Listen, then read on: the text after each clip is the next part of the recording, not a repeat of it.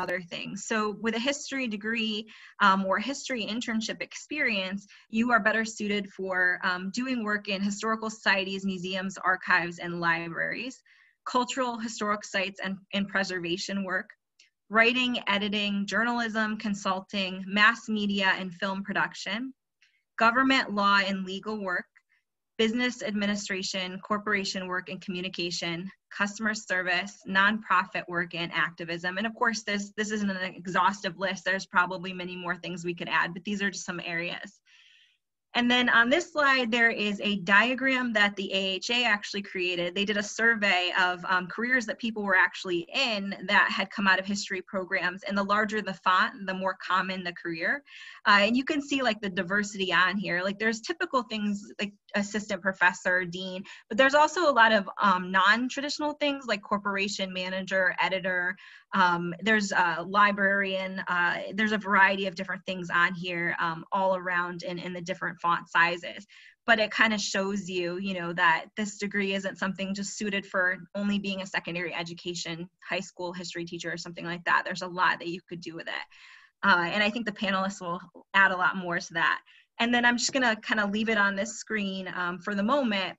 And then just ask the panelists who are going to speak today to kind of just take a couple minutes and tell us, you know, basically a little bit about yourself. What's your name? Where do you work? And a little bit about your educational experience before we go to the questions. I'm going to assume we're going in the order listed there. Yeah, why don't we do that? That makes sense. Hi, everyone. My name's Amaris Williams, and I'm the Executive Director of the Connecticut League of History Organizations, also known as CLHO or the League. I never knew that I would be running an organization that could be known as the League. It seems rather extraordinary and marvelous to have that as sort of slang for what I do. We are a statewide organization. We're a membership organization, and we help support the work of history makers around the state of Connecticut, people who work in, are involved with, are volunteers at museums, historical societies, libraries, and archives, other sorts of institutions that do the work of history in communities around the state of Connecticut. And these include, exactly, right? These include, you know, your local town historical society, to larger institutions like the Stowe Center, the Mark Twain House. You know, we have a couple of other member organizations represented here, actually, in Barnum, Fairfield, and Westport. And just to briefly, so some of the things that we do are provide, you know, professional development, networking opportunities, support around best practices in public history for our members, many of whom work at very small institutions that may be run by a small board and enthusiastic volunteers who just care a lot about telling the story of their town, and may not have a lot of, you know, money or funds to do more kind of like national level professional development from some of the larger organizations like AASLH or NCPH. So that's kind of one of the roles that we fill. And we also work to help connect those sorts of organizations to opportunities around funding, which is something that is always a need in our field, certainly. A thumbnail sketch of my background. I actually did not major in history in college. I did my undergraduate work at MIT and studied brain and cognitive science there. And it was during my time at the Institute that I discovered there was a thing called the history of science that would allow me to combine my interests in the humanities and science and technology by thinking about science and technology in a historical perspective. So I worked for a couple of years at MIT, in 2 years in college admissions and a year in OpenCourseWare, which is their kind of like online course project, before going to graduate school at the University of Wisconsin. And I got my PhD there in the history of science, medicine, and technology. I had a postdoc at the American History Museum at the Smithsonian, which was one of the things that really helped pivot me back and more towards public history. But I've also spent time teaching. I taught at Wesleyan University for a few years. And prior to coming back to Connecticut, I ran the oral history program in the Center for Scholars at the Hagley Museum and Library in Wilmington, Delaware. Lori, do you want to go next? We can do the order that's on the PowerPoint slide. Sure, no problem. I didn't want to, I was going to say, Eris, that it? Okay. She's so cool. She does so many cool things. My name is Lori Pasteryak, and I'm the Director of Interpretation at the Fairfield Museum and History Center / the Fairfield Historical Society. So the Fairfield Museum is the local museum for Fairfield, Connecticut, right along, of course, Metro New York City, next door to SHU, local. And we do a variety of things here. So not only do we focus on the history of Fairfield, but we also integrate a lot of other really interesting disciplines like art and music through our programming, as well as photography shows. So it's been a lot of fun for me to be here in the last 4.5 years because I've been able to apply a lot of the skills that I have gained over the last 15 to 20 years that I've been working in museums. But the Fairfield Museum, again, is located right in Fairfield, Connecticut, right at the town center, adjacent to and or on the historic town green. And we do a variety of exhibitions, host a variety of programs, even during the pandemic, as well as get lots of phone calls. And we have a great research center and library, a relatively new building at that town center, but also manage 5 historic sites across town. So we have a relatively large organization compared to a lot of the smaller historical societies and museums across the state. We're one of the larger organizations. And it's a lot of fun. My own personal background is I'm born and raised in Connecticut on the eastern side of the state. I went to UConn and double majored in history and anthropology there. My junior year was my first year of interning at a museum, and I had the honor and now grateful experience of working for the Mashantucket Pequot Museum and Research Center from then on and up for another 12 years. While I went and got my master's in museum education with a certificate in museum studies, and then also dabbled in quite a few legal research courses at the University of Hartford. So I've worked at a number of different places, including the Pequot Museum, as well as the USS Constitution Museum, the Massachusetts Cultural Council, the Lebanon Historical Society. I've taught field school, archaeological field school for UConn, taught a course at Central Connecticut State University in material culture through CLHO and the League. And ended up here at the Fairfield Museum almost 5 years ago and haven't looked back since. But I'd be happy to talk a little bit more about if anyone has any questions about working with Indigenous groups, Native American organizations or museums to understand how that works, but also, museums and historical societies and networking, all of the goodness that's out there for all of us that I know love our jobs dearly. Okay, I guess I'm next. I'm Adrienne St. Pierre, and I work as the curator at the Barnum Museum, which is on Main Street in downtown Bridgeport. I've been there about 9 years now. Actually, I worked where Lori is now at the Fairfield Museum for a decade or more there before I came to the Barnum.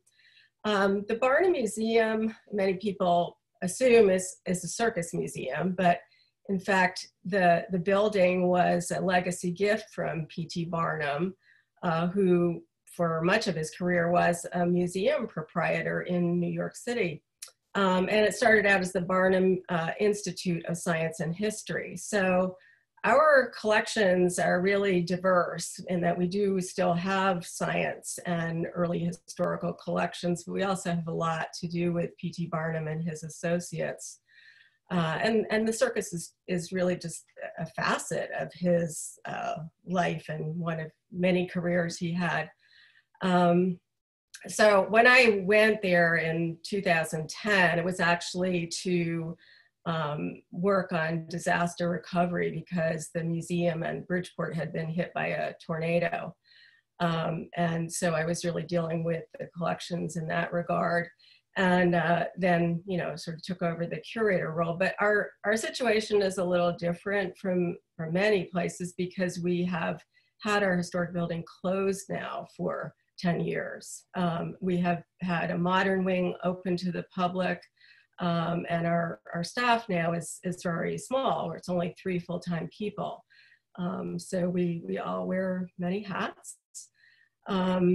We've had a wonderful opportunity through the National Endowment for the Humanities to catalog and digitize our P.T. Barnum related collections. So that was a goal long before, COVID, to try to make our collections accessible to people, knowing that we were not open in the normal sense, the way museums have changing exhibitions and lots of galleries. So that's been, one of my big efforts. Like others here, I was not a history major. I gravitated towards the arts, and my undergraduate degrees are in fine arts and also in interdisciplinary studies. And then I did my graduate work in the humanities, a Master of Humanities in Interdisciplinary Studies. But I've always had a real love for history. I just didn't, formally study it in school. For me, though, this job working as a curator in a history museum is a really good fit, because I think having, visual and hands-on skills has been important, and the ability to bring together different viewpoints, different disciplines in exhibitions. So that's it. To me, it's an exciting career because I'm always learning. I love to learn, and always able to do new things. So I just think it's a wonderful opportunity. Hi, everyone.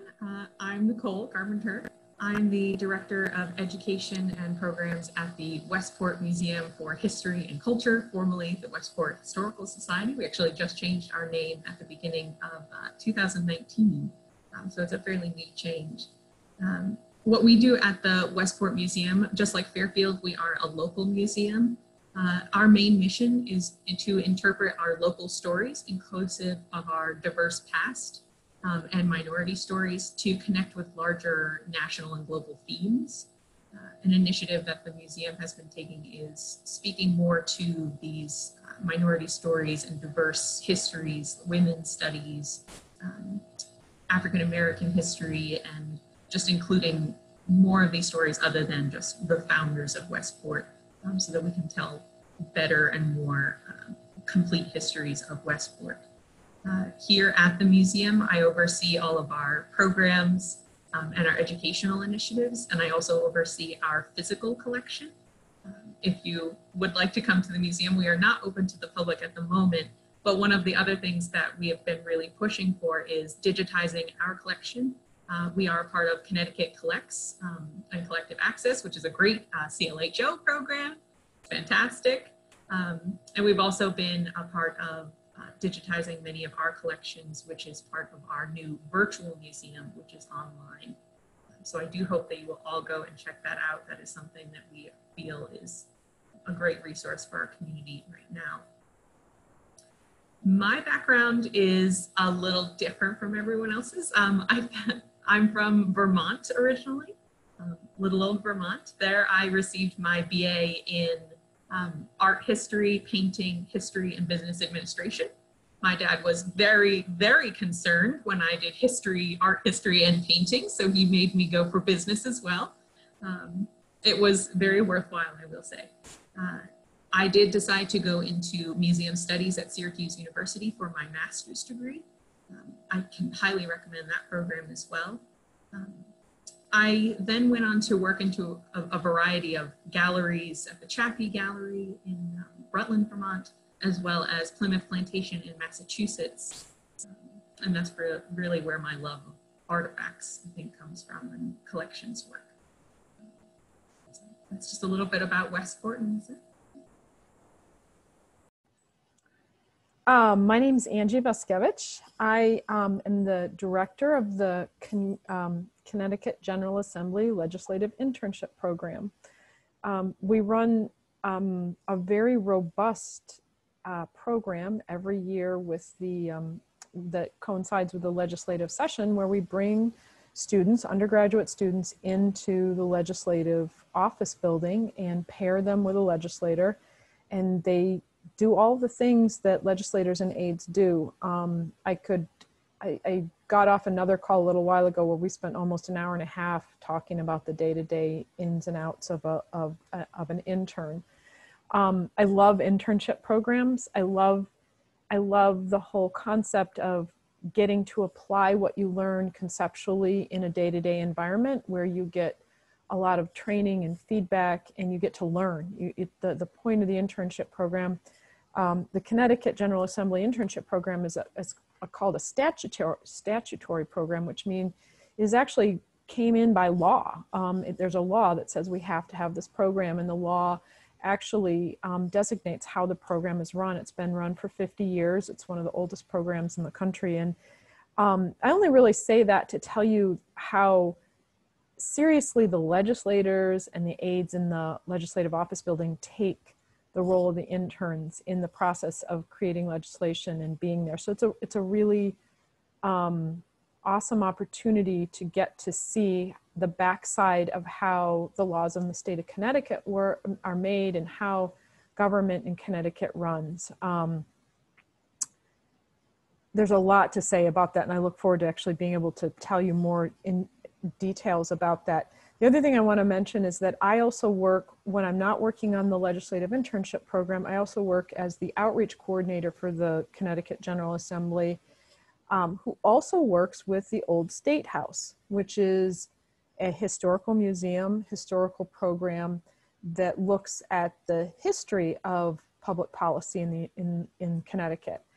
And so there's a lot of opportunities there as well. They also have a lot of programming in the Old State House that's really amazing. And the thing that I will really say is that, you know, the legislative office building is history being made daily. It's political history in the process of being made, and it's understanding context. And there's so much to say. I'm trying to figure out which particular details to say about that. But so we have an amazing program, and I'd love to tell you more details about what on a day-to-day basis you get to do as an intern. But the main thing that we're doing there is trying to bring the whole role of outreach with the Connecticut General Assembly is to bring access to government to as many people, you know, to show the pathways of how every citizen in this state has an opportunity to participate in government in Connecticut. We have a public hearing process here where anyone can testify about any bill. You sign up for it. Like, that's just a part of the process. And my role is to really reach out to the community and figure out how to bring trainings and opportunities for people to learn how Connecticut government runs. And I find it's just super exciting. It's such an awesome opportunity to get to do that. And the interns who come in, many of the interns who have gone through our program have become aides in the building, clerks for different committees. They go on many of the legislators started out as as interns in programs. So it's an awesome segue into the world of government. My background just a little bit, I'm actually kind of unusual. I'm a Midwesterner. I grew up in Michigan. I was an undergraduate in women's studies, race, class, gender studies, and have always mostly taken more of a political activist perspective and worked a lot on and off in academia and other areas. And at some point decided that I really wanted to learn more about the formal process of creating laws. And when I moved to Connecticut, I decided to do a public policy degree at Trinity College and recently finished that. So at this point, I'm a kind of a public policy wonk and love the process of human beings interacting to govern ourselves. I'll leave it at that for right now. So thank you guys for introducing yourselves. I'm going to just pause and do two things. One of them is I'm going to stop sharing the PowerPoint, and that way we'll be able to see people when they talk and answer the questions. Another one is I'm just going to quickly shut my office door. For some reason, it's very loud in the hallway, which is unusual in this hallway, but let me do that. And while she does that, if you guys want to use the chat box, I'd love to hear from the students what institution you're from. So feel free to use that chat function and let us know where you're coming from today. Okay, so we're in good shape now. So I'm going to pose a series of questions to the panelists, and any panelist can answer. And then at the end, like I said, we'll open it up to the students and we'll see what questions they might have for the different speakers. But the first question is, and I think a lot of people sort of answered this one already, but I'll kind of add to it. What made you, what are your favorite aspects of your job? And, you know, part of the question was, how did you get into the field and why did you stay? But I think a lot of people addressed that in a certain extent already. So more, what keeps you in your position? What keeps you coming back? And what do you like most about your job? So anybody can answer. I can answer if I'm happy to fill space. What do I like most about my job is that it's different every day. You know, I have the opportunity here at the museum to lead exhibitions, programming, any type of interpretation that we do, whether it's online, in person. So it's different every day. What's kept me staying in the job is actually seeking out roles even outside of my job for professional development. So things like board service and national organizations who do a lot of work supporting museums like the American Association of State and Local History, the American Alliance of Museums, which are again more national professional development and membership organizations that support the field. So it's really for me about the people, communicating with people, and just the constant learning and creativity that happens.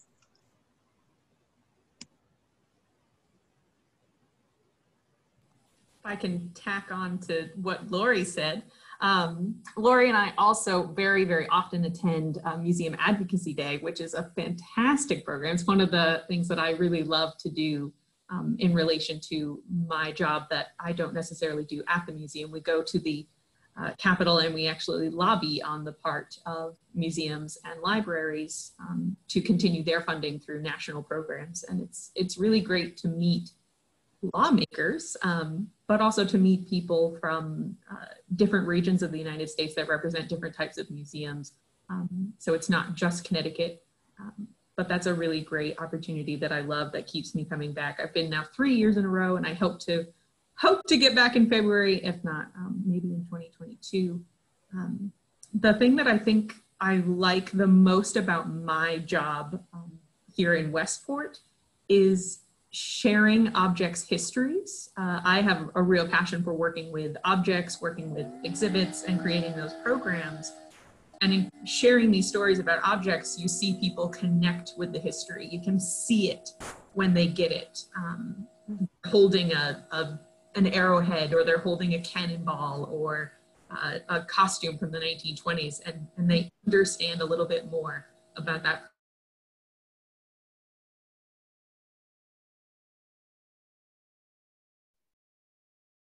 Patty, I think we lost the audio on Nicole.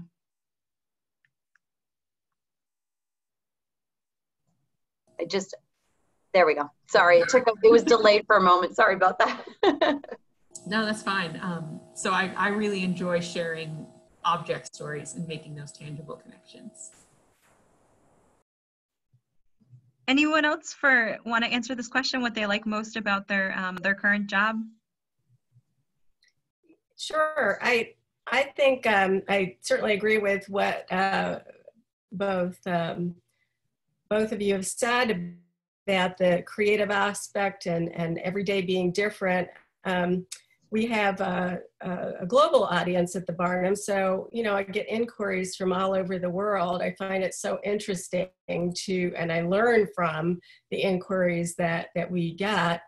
I think one of the things that's personally rewarding is the opportunity to be creative in my job. So we have many artifacts that need investigation, and I've been able to do some projects, like we had a samurai armor in a box that had never been opened. It was given to us by another museum. At least we assumed it was armor, and actually had gotten a grant then to do a public program working with the Peabody Museum at Yale while they had their samurai exhibition on, to actually publicly open that box with the help of a conservator to make sure it was handled well. And this was filmed, so we made a video of it. And to sort of share that moment that we as curators sometimes have of discovering something in a box, right? In this case, we didn't actually know for sure that it was armor, but luckily it turned out to be that way. And another example is finding this reindeer or caribou sleeping bag in our offsite storage collection, not knowing, what this heap of fur was, then finding out that it was from an Arctic rescue in the 1880s, an infamous Arctic expedition. And so that in itself was an incredible story. But what I particularly loved about it was that the expedition was part of the first time scientists had gathered climate data synchronously for the Arctic, and it was a sea change in understanding what a climate system, that it was a global system. And they got the data that is really foundational for understanding climate change. So to me, that was really extraordinary that this historical object in our collection, which had its own story, about the expedition, but it was so relevant to what we talk about today with climate change. So understanding, where our understanding of climate change began. So I just thought that was an amazing opportunity to be able to discover the threads, the linkages in this story, and share them it was actually a conference in Florida on climate change, so I was like the history nerd there, But, opportunities like that are just so exciting, it's kind of what you make of it, you can see, the possibilities for things, so. I just want to piggyback quickly on a couple of the things that have been said. I mean, I would certainly underscore, for me, the part of my pivot back towards history and also towards public history as opposed to academic history has really been related to the two things that have come up in the comments so far. And one is the stuff, right? How awesome it is to interact with the stuff of the past. And the storytelling aspect as well, being able to tell a story through a set of documents like you do when you're writing a history paper, or of artifacts and objects and oral histories and stories as you do when you're putting together an exhibit or a podcast or various a film. I've done a lot of different things in my weird and meandering career to the position that I have currently. I think what I like most about my job right now is I get paid to help museums do cool stuff. And I get to learn about all of the cool stuff that's happening around the state of Connecticut. And that's really inspiring to me. And I would echo the delight in wearing many different kinds of hats. My work is never the same from day to day either. And while I think everyone probably on this panel can agree that, we probably spend a lot of our time, doing emails and, all the things that, normal jobs involve. I think it's that connection to the stuff of history, to the storytelling, and that wonderful thing that Nicole was talking about, or, that comes across in Adrian's story of what happens when you see someone's face kind of light up and get it, or you can tell they're really interacting and having a connection to this thing that they see in an exhibition, and being involved in that process is really very inspiring. And for me, because our constituency at the League is, the kind of boots on the ground of public history, the local historical societies that are in towns around the state of Connecticut, this is where so many people interact, have their first interactions on a school field trip or, whatever it might be, with their local history. And so that seems to me to be a very significant kind of work that, that can be done. So that's very rewarding. So the next, oh, do you want to? Oh, I was just going to say, I'll just say really quickly, I think the favorite part of my job is that I get to see young adults find out how exciting and interesting it is to change, to have an impact on public policy and the way the laws go. Similar to what other folks are saying about seeing people light up, when you actually see that you have access and you understand the process and how powerful it is to be a part of that process and exciting it is amazing. And people come in and don't have a very good idea of, well, how do things happen? And you're watching it unfold before their eyes, and then watching, actually partaking in it, maybe testifying at a hearing, maybe they're actually writing some of the testimonies, maybe they're responding to the constituents.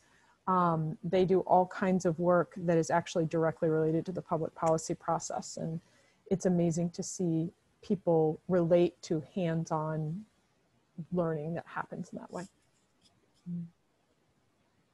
So the next question is, what are some common misconceptions that people have about your field? I think maybe you pointed out some of them in your presentation, Kelly, you know, the stereotypes, but, you know, sometimes people who are in, you know, professions like doctors and so on think, oh, if you work in a museum, you must be a guard, you know.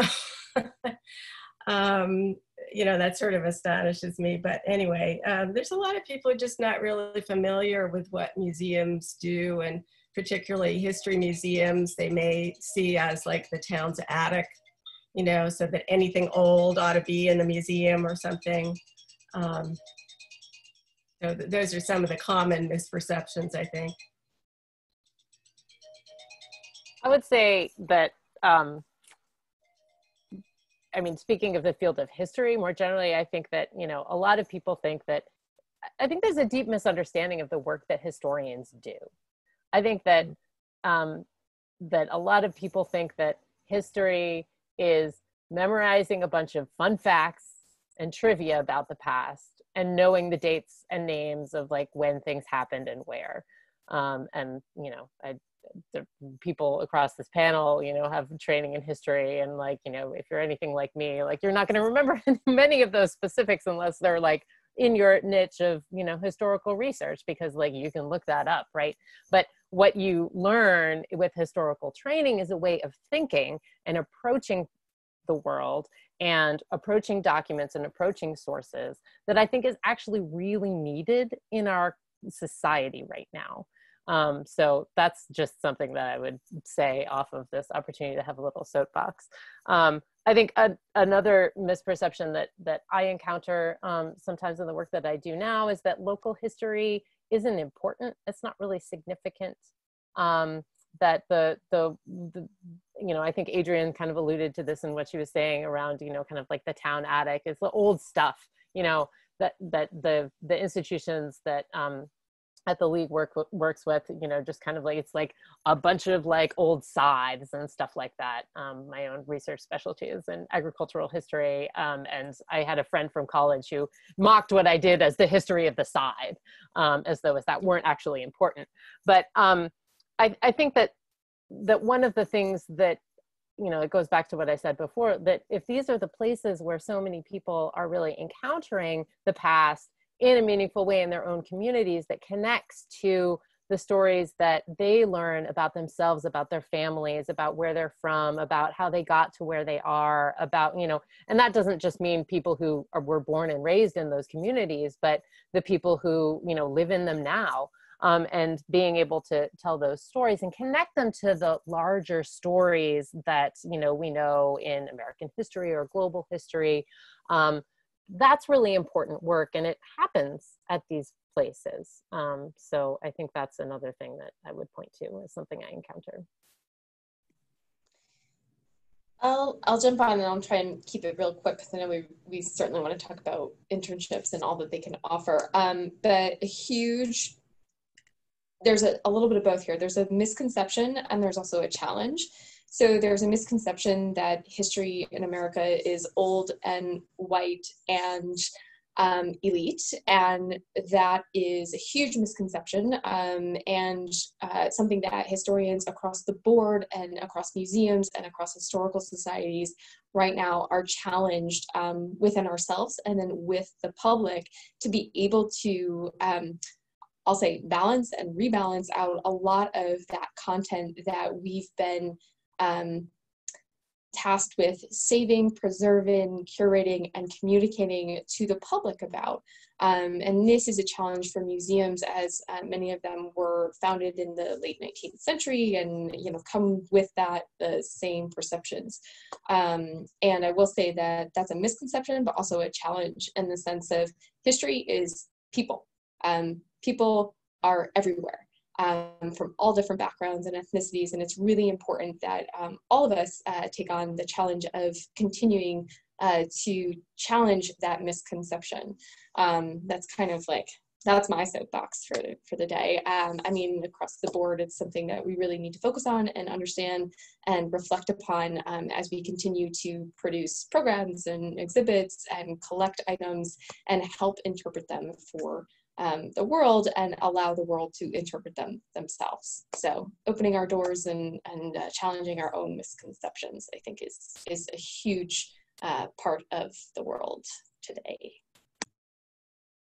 So if you guys had to say, based on your experience for the students here, the top 3 skills that you need to be successful as a professional in your area, the top 3 skills that you should cultivate, what would you say they are? Communication skills for sure. Initiative. Yeah. I mean, you need to be a good writer, I think, but also communicate orally and have empathy. I mean, we're all really now frontline people. I used to be, in this profession, a lot of people were sort of the ivory tower types that, didn't really have interactions with the public. And I think, many places now, a lot of the staff is directly connected in some way with the public. So I think the ability to, be conversant, be engaging with people who come to your museum or that you need to communicate with online is really, really critical. It's not having all the answers, it's being able to help people. Help them find their answers or find their interests. Yeah, I'd jump onto Adrian of, communication skills are key. And I think in any role that anybody kind of takes on, especially in museums and in the history field, as you move up into any type of management role and you are taking on project management skills, understand what a Gantt chart is and how to move something from concept to production and execution is huge. Just understanding that process, the ability to manage a team. Take that financial management course if you can, because even though you're a history major, if you walk into a museum and historical societies, you are going to have to manage a budget. So all of those little key parts of that you never thought you might need are all of a sudden going to become very important. One thing I would say that is just absolutely critical in our world is networking. Being able to talk to people. Being able to walk up to somebody who's a total stranger and have a conversation with them, because so much of the work gets done through relationships where we are, among all the other things that everyone else has talked about. But that's one key thing in our area. So I actually was going to save this to toward the end, but I'm just looking at the time, and I'm actually surprised that it's already 4:17. So maybe one of the questions, I actually have way more questions that we needed, but I didn't know how long everything was going to go. And I know Dr. Bucky was asking this, and it was one of the last questions on my list, but I think it's the most important, is if everybody could just, that's on here, that's a panelist, could just take a couple minutes and tell us the types of internship opportunities that are available at their institution. And also, you know, given COVID, how is it, you know, sort of impacting some of these opportunities and things like that. That would be, I think, really helpful.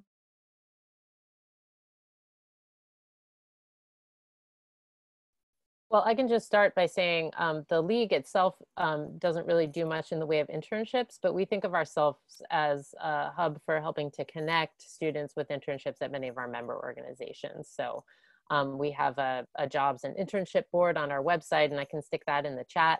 So our members often list internships, and we also have some collaborations with, for instance, we work closely with the folks at Central Connecticut State University and their public history program to help place some of their students in internships at some of our member organizations. So we're really here as that kind of clearinghouse to help connect you to potential internships.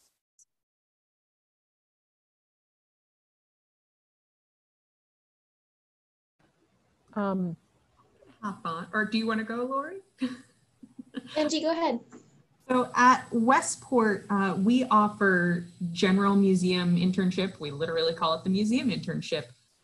We are probably a little bit smaller than Fairfield, but we do have a lot of opportunities for interns. Specifically under my department, under education and programs, we are currently doing, I'm trying to think, in a month, we probably do 10 to 15 virtual programs.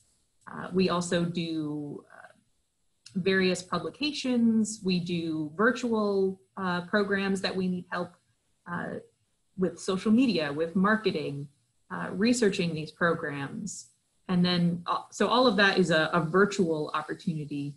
We also have on site, we actually have collections work that needs done. We are always researching into specific collection items. We're always researching for our exhibitions, especially as we head into the spring.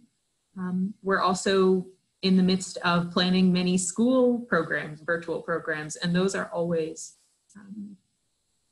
helpful to have an intern to help research those programs, develop those programs. So we have a lot of opportunities, both virtual and some on site, especially with collections, that we could definitely use help both in the fall and in the spring.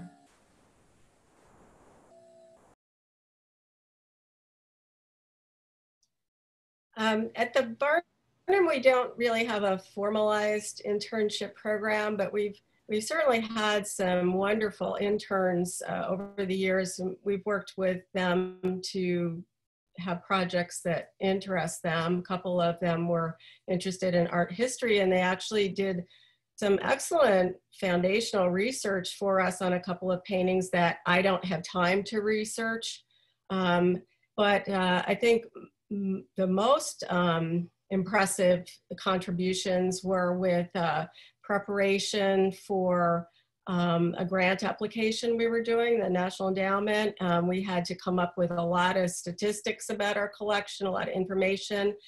They helped to gather, or one student in particular worked on that to help gather it. And then when we actually got the grant and we're implementing it, a different intern really did a tremendous amount to help us. And I think she loved it because the tasks were so diverse. I mean, we had miniature clothing that belonged to Tom Thumb that needed to have custom-made mounts in order to be professionally photographed. So she worked with us in that process, and then she saw what it was like to oversee the professional photography and very rigorous process and protocols that we had to go through with that. So it was, you know, something that we needed to have done. She had the aptitude for it, and I think that's what we really look for in an intern, is somebody who has a deep interest and really the aptitude for learning, because it's an investment of the staff time to work, you know, with a student. They don't typically come in with museum skills per se, so there's a bit of a learning curve.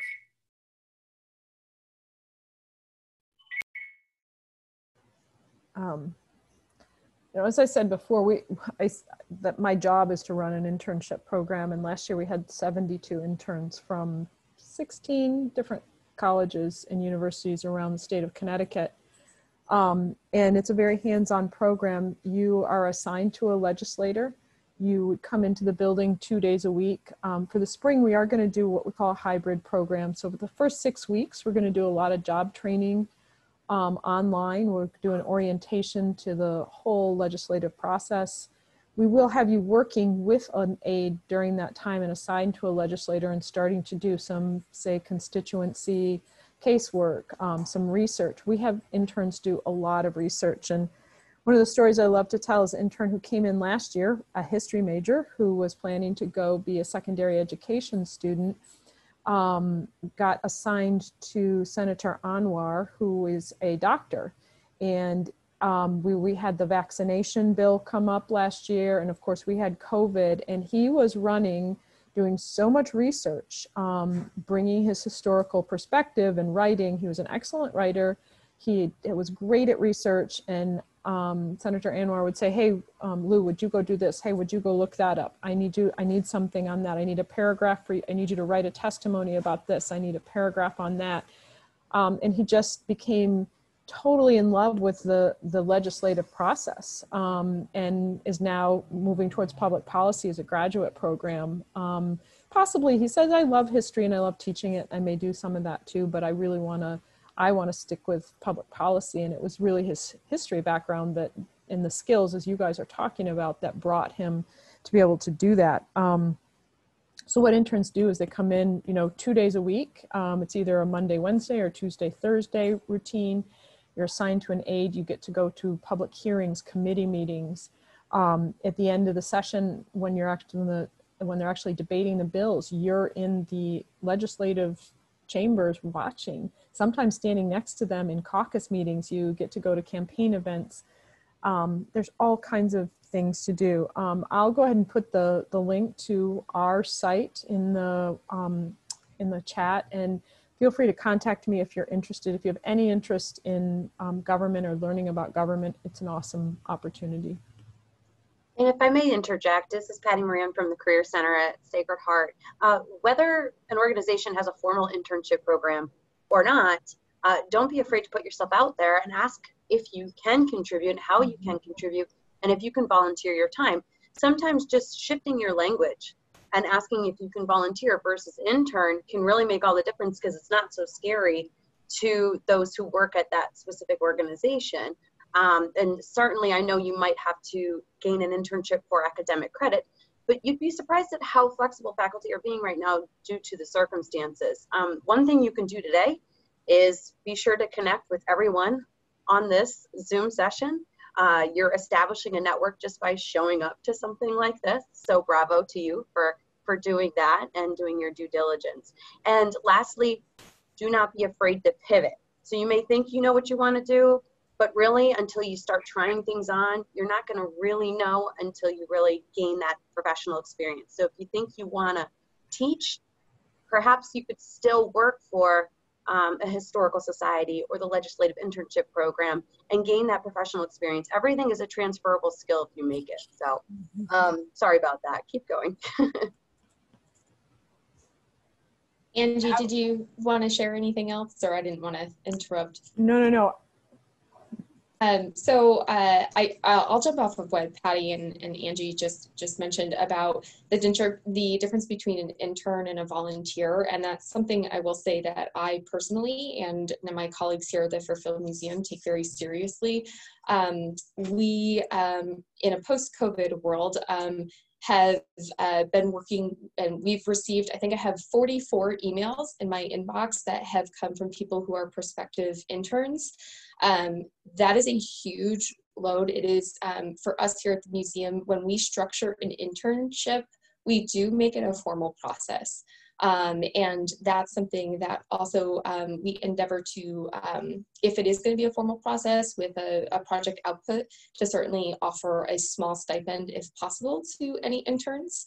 I will preface that with right now, we have reduced our staff and it is really challenging for us to take on any formal intern. But we do have some small volunteer opportunities that really live in the research side of things. Like Nicole mentioned and Patty mentioned, and many other historical societies, we're producing a ton of online content right now. And so, you know, when I get emails from prospective interns or volunteers, a lot of times I get like a blanket email. And that to me is like, do you really want to, did your mom tell you to write that email and you're just looking for something to do or get some experience? If I get an email from someone who's a prospective intern or volunteer, I want to know about you. I want to see your resume. I want to know exactly what you want to learn and what perhaps skills or experience that you can have to offer our organization. Learn something about the organization that you're emailing with an interest for first. You may point out something and critique something that they're doing, like, you know, hey, you're not really using Facebook to its fullest extent, or Instagram or something like that. A lot of the social media work that we've all been doing, we're all kind of new to. I will say that something that museums are unfortunately not so good at is marketing. Especially if you're a smaller organization, we struggle with this. So if that's some skill that you think you might be able to offer and also be able to gain some knowledge while you're at it, talk about that in your email, talk about that in your resume and looking what you're gaining. But there's a big difference right now that has hit all of our organizations and institutions with COVID, and that is the concern of any type of insurance or issues with OSHA that we have with people on site. So we did host one intern over the summer, and it required some significant additional paperwork. So that would be something I would encourage interns, prospective interns and students across the board to be aware of that.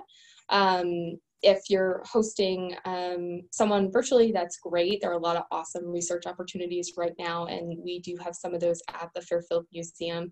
But that's really kind of the state of interns for our organization right now. And, you know, we want to make sure we offer, like anybody on this panel, a valuable experience that someone is able to put their stamp on and learn something new. And whether we do that virtually or in person, with all of the challenges that are presented from us today and for us today, we just want to make sure it's a positive experience for everybody. So there's my soapbox for the day. So I think at this point, because it is 4:30, we should open it up to see if students have any questions for the panelists. If the panelists have anything, the last thoughts that they want to add, I think this is a good time for that. If Patty has anything that she wants to add.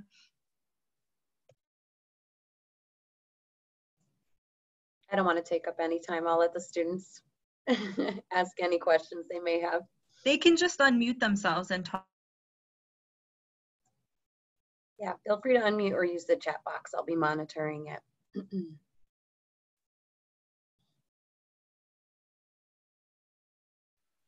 I just had a quick question. My name's Sasha. I'm a sophomore at Fairfield University. I'm a history major. I'm minoring in communications and international studies. So when you all said communications was a good thing, I got very happy right there. So I am I'm super busy this semester. If I were to look for an internship for next semester, would you suggest that I start sending emails and like kind of figuring myself out now, or wait a little bit? Or I'm not totally sure what to do on that sense. Also, I'm outside, so I don't know if it's too windy. Sasha, I'd recommend sending now inquiries, only because we have a waiting list here at the museum for when we start even accepting kind of an in-person on-site intern and trying to match up projects with best insights. Email, and then email again, and email again, and email again. Be persistent, be the squeaky wheel, because there are so many people, I think, looking for opportunities right now. That initiative and maybe even a little annoyance, well, it might get you far. It might actually not, but you never know depending on your interest. So that would be my recommendation. Thank you. We have a pretty formal application process that you can find on the CGA website, and I also put that link in the chat. But our applications are due November 1st, and they require a resume, a cover letter, transcripts, and 2 letters of recommendation. So it will take you, a couple weeks to pull all that together. So I definitely would, if you're interested in anything to do with a legislative internship, take a look at it now. Thank you.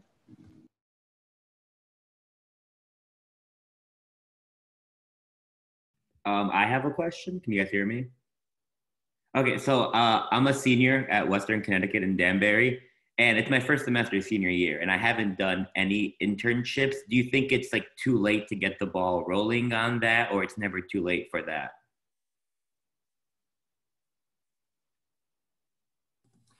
I would definitely recommend starting whenever you can. I don't think it's ever too late to do an internship. Whenever you have the opportunity to gain experience, whether it's through a formal internship program or professional development, definitely go for it. It can never hurt to have more experience, to have these internships. Also, a senior is definitely not too late. It's definitely a good time. You probably have some good skills from your college experiences that can transfer over to an internship, and it'll make you a really strong candidate. Mm-hmm. Yeah, my first internship was my spring semester junior year, and it actually turned into a job that I worked at through summer and then senior year, and then for a long time after. So, who knows what it might turn into, but yeah, I mean, earlier the better, just to even understand what you enjoy, and you can add to your resume. You might not like it. Yeah, I would say that that's a really valuable piece of advice, what Lori just said. I mean, figuring out what the things you enjoy doing and how you like spending your days is actually a really important thing. It wasn't until my senior year at MIT that I was like, actually, I don't really like the day-to-day of scientific research. I was like sitting at a computer, like programming visual stimuli and C, and I was like, this is no fun. I don't want to spend my life doing this. And that was one of the things that helped me realize that I wanted to do something different with my life. And that happened quite late in my college career. And there's plenty of time to kind of like figure out what you want to do, but being open to those kinds of experiences, it's an opportunity to test drive and really get to know yourself better. And what you might want to do, because those ambitions might be different than what you think they are. And you won't really know what you're good at and what you really enjoy, and the kinds of ways that you can contribute to the world until you kind of, kick the tires a bit. I'll really second that. A lot of our internship is about giving students the opportunity to try all the varying opportunities. There's 100 different roles you can play in the legislative process, just starting with lobbyist, journalist, legislator, aide, clerk. There's librarians in the legislative office building that do huge amounts of research. There's lawyers that do reviewing of bills. There's people that do just scheduling. There's total social media folks. There's, every role you could think of is associated with that. And you get, in our internship, we really encourage you to try, to follow different people around and ask them questions. And I have seen so many students say, oh, I came in, I was planning to be a lawyer. And they're like, oh, I actually interviewed the woman who does human resources, and I just love that. And that's what I'm going to pursue. And they just do, really total turnarounds because they've tried some aspect and they learn. Maybe they didn't think they liked writing until they started to write citations and testimony. And then they're like, whoa, I'm really good at this. Or they find out that they are an awesome lobbyist, because you get an opportunity to see different jobs and things like that. So the senior year, all to say the senior year is kind of a perfect time in our community to do an internship. And any time really from end of sophomore year through the senior year is a great time. Senior year, though, does happen to be particularly good because if you do find something you really like in the legislative office building, some people do transition to jobs there as well. Thank you. Good answer. Yeah.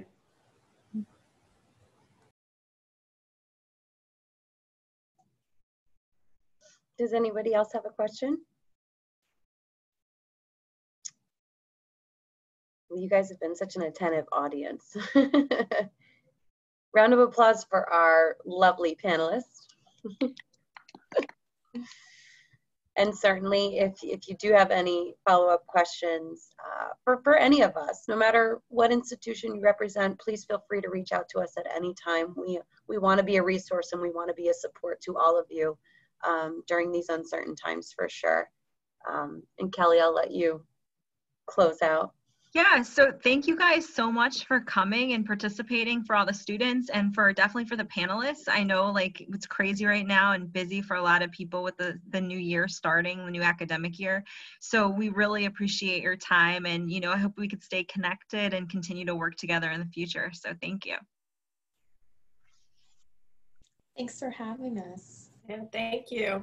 It's enjoyable. Thank you. Thanks, everyone. Thank you guys. And good luck, everybody. Thank you. Bye. All right, bye-bye.